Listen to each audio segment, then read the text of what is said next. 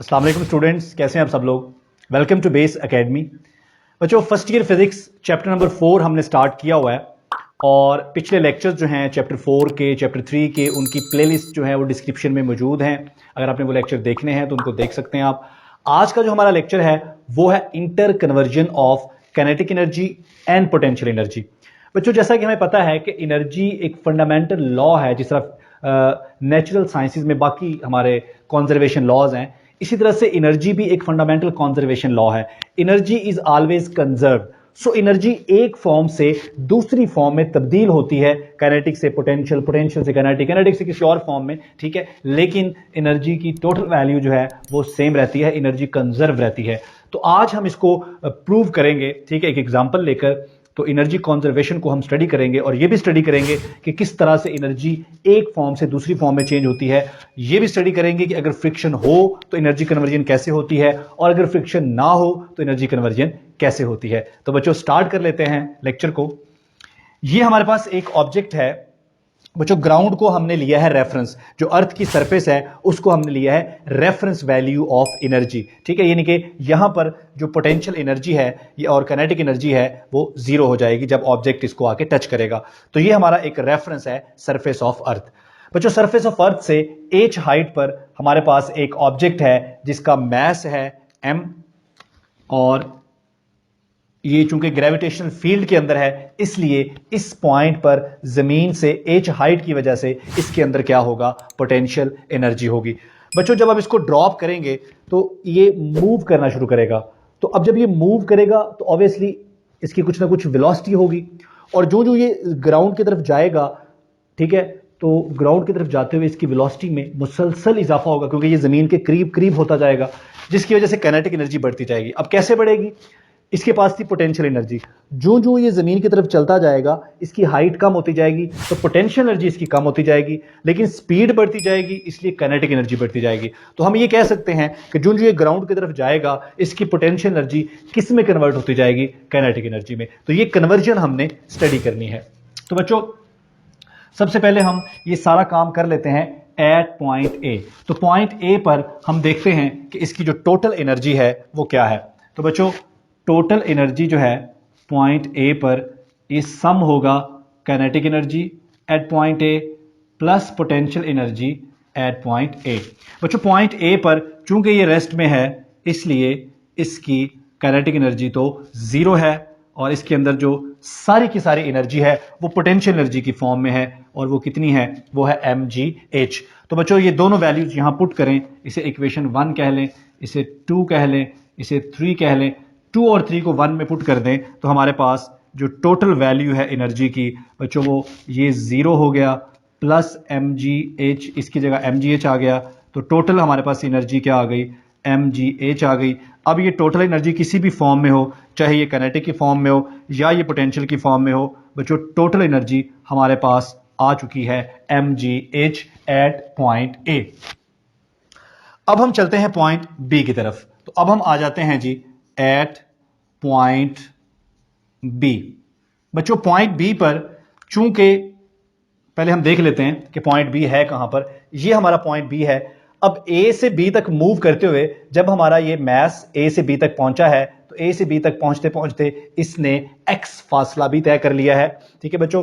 तो point B की अगर जमीन से हाइट देखें टोटल हाइट है एच में से ये माइनस कर दें एक्स, तो जो बाकी हाइट बची वो क्या बची, एच माइनस एक्स। तो पॉइंट बी पर हमारे ऑब्जेक्ट की जो ग्राउंड से हाइट है वो एच माइनस एक्स है, लेकिन ए से जो इसने फासला तय किया है वो क्या है, एक्स है। अब काइनेटिक एनर्जी कैसे निकाली जाएगी और पोटेंशियल कैसे निकाली जाएगी?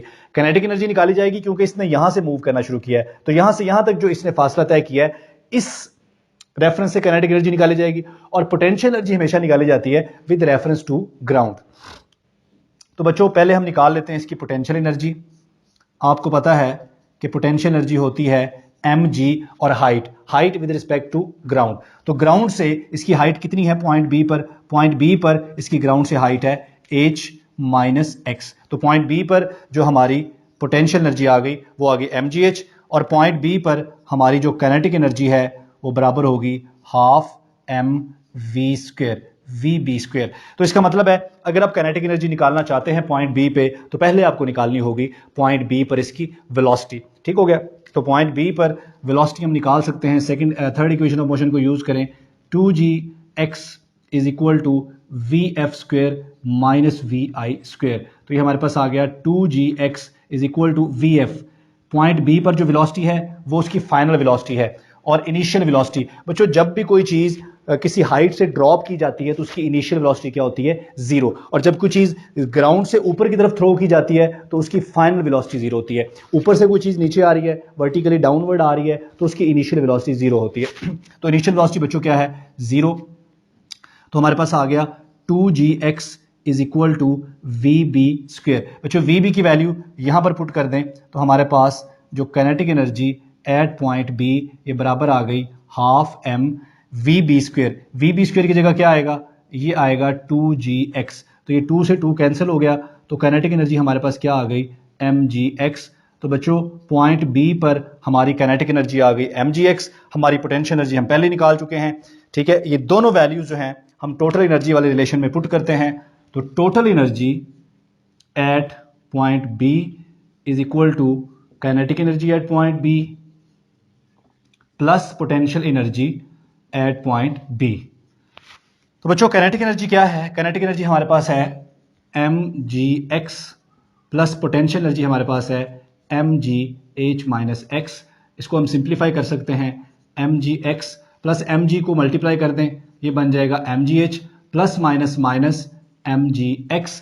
अब यहां पर कुछ चीजें कैंसिल हो सकती हैं। क्या कैंसिल हो सकता है? Minus mgx plus mgx cancel हो गया। तो बच्चों हमारे पास जो टोटल एनर्जी है पॉइंट बी पर वो भी आ गई mgh। ठीक है जी। तो बच्चों देखें पॉइंट, इसको हम इक्वेशन 4 कह लेते हैं जी। बच्चों पॉइंट ए पर जब आप थे तो टोटल एनर्जी पोटेंशियल एनर्जी की फॉर्म में थी। पॉइंट बी पर जब आप आए तो टोटल एनर्जी अब काइनेटिक और पोटेंशियल दोनों की फॉर्म में है, लेकिन टोटल तब भी mgh थी, टोटल अब भी mgh है। इसका मतलब है कि पोटेंशियल एनर्जी से ही काइनेटिक एनर्जी बनी है, कन्वर्ट हुई है, पोटेंशियल ही काइनेटिक में कन्वर्ट हुई है, काइनेटिक कहीं और से नहीं आई। सो एनर्जी क्या हो रही है? एक एनर्जी ही दूसरी एनर्जी की फॉर्म में कन्वर्ट हो रही है। ठीक है, एनर्जी कहीं से ऐड या सब्ट्रैक्ट नहीं हो रही। सो उसके बाद हमारे पास है जी पॉइंट सी। पॉइंट सी है ग्राउंड के ऊपर। तो बच्चों जब ये हमारा ऑब्जेक्ट मूव करता हुआ ग्राउंड को टच करेगा तो just before hitting the ground, just before ये ग्राउंड को टच करे उस वक्त इसकी एनर्जी क्या होगी, जरा वो भी निकाल लेते हैं। तो अब हम चलते हैं एट पॉइंट सी। ठीक है जी। तो एट सी पर हम इसी तरह से दोनों एनर्जीज कैलकुलेट करेंगे। ठीक है, काइनेटिक एनर्जी भी और पोटेंशियल एनर्जी भी। तो पोटेंशियल एनर्जी जो है बच्चों ये तो जीरो होगी क्योंकि जब ग्राउंड को टच करेगा तो इसकी हाइट जो है ग्राउंड से वो जीरो हो जाएगी। जब हाइट जीरो हो जाएगी तो पोटेंशियल एनर्जी जो हम लेते ही विद रेफरेंस टू हाइट है, अगर हाइट जीरो होगी तो पोटेंशियल एनर्जी भी जीरो होगी। तो अब हम निकाल लेते हैं पॉइंट सी पर इसकी काइनेटिक एनर्जी। तो बच्चों काइनेटिक एनर्जी जो होती है, काइनेटिक एनर्जी आपको पता है हाफ एम वी स्क्वेयर होती है। तो सी पे हमें क्या चाहिए? सी पे हमें वेलोसिटी चाहिए। तो वेलोसिटी हम कैसे निकाल सकते हैं? वेलोसिटी हम निकाल सकते हैं वही रिलेशन दोबारा से यूज करें 2gx वाला। लेकिन अब चूंकि ए से हम सी तक पहुंच चुके हैं तो ए से सी तक जो टोटल फासला है वो h के बराबर है। तो यहां पर फासले की जगह h आ जाएगा is equal to final velocity, वो सी पर जो भी वेलोसिटी होगी वो फाइनल होगी। और इनिशियल वेलोसिटी हम क्या दोबारा से लेंगे? जीरो, क्योंकि जब भी कोई चीज ऊपर से नीचे आ रही होती है उसकी इनिशियल वेलोसिटी जीरो होती है। तो बच्चों ये हमारे पास आ गया 2gh is equal to v C square. ये वी सी स्क्वेयर की वैल्यू आप यहां पुट कर दें तो हमारे पास जो काइनेटिक एनर्जी है at point C is equal to half m v C square की जगह बच्चों क्या आएगा? 2gh। अब यहां पर क्या कैंसिल होगा? यहां पर 2 से 2 कैंसिल हो जाएगा। तो बच्चों पॉइंट सी पर जो हमारी काइनेटिक एनर्जी है, kinetic energy at point C is equal to mgh। अब टोटल एनर्जी निकाल लें। Total energy at point C is equal to kinetic energy at point C plus potential energy at point C. तो kinetic बच्चों हमारे पास क्या है? mgh और potential zero है। तो बच्चों टोटल एनर्जी हमारे पास फिर से क्या आ गई? mgh। तो ये देखें जी, अब इसको हम नाम दे लेते हैं इक्वेशन 5 का। अब देखें, अब पॉइंट ए पे थे, आपकी टोटल एनर्जी जो थी वो पोटेंशियल एनर्जी की फॉर्म में थी। अब पॉइंट बी पे आए, आपकी टोटल एनर्जी पोटेंशियल काइनेटिक दोनों फॉर्म में थी। आप सी पे पहुंचे, आपकी टोटल एनर्जी काइनेटिक की फॉर्म में थी। तो मतलब क्या हो रहा है, ये हो रहा है कि टोटल एनर्जी जो पॉइंट ए पे थी वही बी पे थी, वही सी, टोटल सेम है, फॉर्म चेंज हो रही है, टोटल एनर्जी सेम है। बच्चों आप इसको, जैसे पहले हमने शुरू में डिस्क्राइब किया कि जब कोई ऑब्जेक्ट किसी हाइट पे होता है with reference to the surface of Earth, तो उसके अंदर होती है पोटेंशियल एनर्जी। जब वो मूव करना शुरू करता है नीचे की तरफ, तो उसकी स्पीड बढ़ती है और हाइट कम होती है। अब स्पीड बढ़ने से काइनेटिक एनर्जी बढ़ती है और हाइट कम होने से पोटेंशियल एनर्जी कम होती है। तो पोटेंशियल नीचे आते हुए पोटेंशियल कम हो रही है, काइनेटिक बढ़ रही है। मतलब पोटेंशियल ही किस में कन्वर्ट हो रही है, काइनेटिक में। आप इसको यूं समझ सकते हो कि हमारे पास दो ग्लास हैं, एक खाली ग्लास है, एक पानी से भरा हुआ ग्लास है। अब जो भरा हुआ ग्लास है उसको आप समझ लें पोटेंशियल एनर्जी, और जो खाली है उसको आप समझ लें काइनेटिक एनर्जी। आप भरे हुए ग्लास को खाली में डालना शुरू करें, आप देखेंगे जो काइनेटिक एनर्जी वाला ग्लास है वो भरना शुरू हो जाएगा, और जो पोटेंशियल एनर्जी वाला पहले भरा हुआ था वो खाली होना शुरू हो जाएगा। तो क्या हो रहा है, पोटेंशियल किस में कन्वर्ट हो रही है, काइनेटिक में। एक ऐसा टाइम आएगा जब जो खाली ग्लास था काइनेटिक वाला वो सारा भर जाएगा, और जो पहले भरा था पोटेंशियल वाला वो सारा खाली हो जाएगा। सो काइनेटिक किस में चेंज हो रही है, पोटेंशियल में। अच्छा बच्चों, तो अब हम एक और एग्जांपल ले रहे हैं। जैसे कि हम अभी बात कर रहे थे कि जब वो नीचे की तरफ मूव कर रहा है तो उसकी जो पोटेंशियल एनर्जी है उसमें कमी आ रही है और काइनेटिक एनर्जी बढ़ रही है। तो हम कह सकते हैं कि पोटेंशियल एनर्जी डिक्रीज हो रही है और काइनेटिक एनर्जी इंक्रीज हो रही है। So decrease in potential energy is equal to increase in kinetic energy. तो ये एक और एग्जांपल हमने ली है। यहाँ पर ये हमारा ऑब्जेक्ट जमीन से h1 हाइट पर है, ये मूव करता हुआ जब इस पॉइंट पे पहुंचता है तो इस पॉइंट पर जो हाइट है वो फर्ज कर लें h2 है।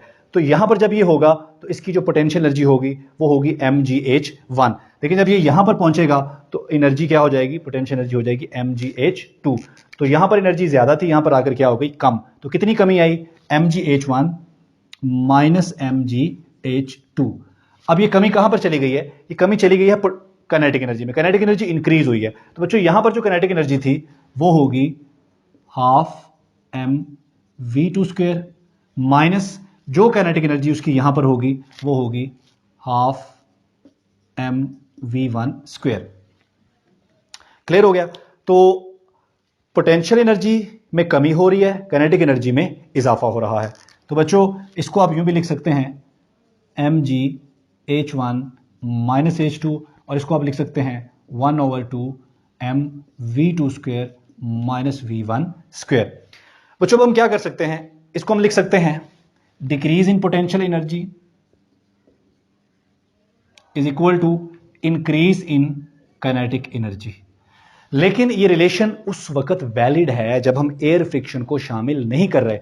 अगर आप एयर फ्रिक्शन को शामिल करेंगे तो फिर हमें इस रिलेशन को थोड़ा सा मॉडिफाई करना पड़ेगा। फिर हमें क्या करना पड़ेगा कि जो पोटेंशियल एनर्जी में कमी आ रही है, ठीक है, वो कमी कहां जा रही है, वो जा रही है काइनेटिक एनर्जी में। यानी कि पोटेंशियल एनर्जी कन्वर्ट हो रही है काइनेटिक एनर्जी में, लेकिन नीचे की तरफ मूव करते हुए आपको फ्रिक्शन के अगेंस्ट भी वर्क करना पड़ रहा है। तो अगर आपको फ्रिक्शन के अगेंस्ट वर्क करना पड़ेगा तो यहां पर हम लिखेंगे पोटेंशियल एनर्जी का कुछ पोर्शन काइनेटिक में कन्वर्ट होगा और कुछ पोर्शन कन्वर्ट हो जाएगा वर्क डन अगेंस्ट फ्रिक्शन।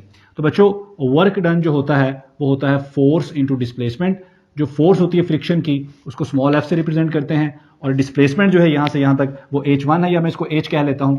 तो हमारे पास क्या आ गया जी, पोटेंशियल एनर्जी में जो चेंज आ रहा है वो किस में जा कन्वर्ट हो रहा है, काइनेटिक एनर्जी में, प्लस हम वर्क कर रहे हैं अगेंस्ट फ्रिक्शन। तो बच्चों इस रिलेशन को अगर मैं किसी जनरल ऑब्जेक्ट के लिए लिखूं तो मैं इसको लिख सकता हूं mgh is equal to half mv² plus fh। तो ये हमारे पास इंटर कन्वर्जन ऑफ एनर्जी की इक्वेशन है जब हम फ्रिक्शन को शामिल कर रहे हैं, और ये हमारे पास इक्वेशन है जब हम फ्रिक्शन को शामिल नहीं कर रहे। तो इसके साथ ही हमारा ये टॉपिक कंप्लीट हुआ। बच्चों अगर आपको कोई बात समझ आई है या नहीं आई तो कमेंट जरूर करके बताइए। थैंक यू, अल्लाह हाफिज़।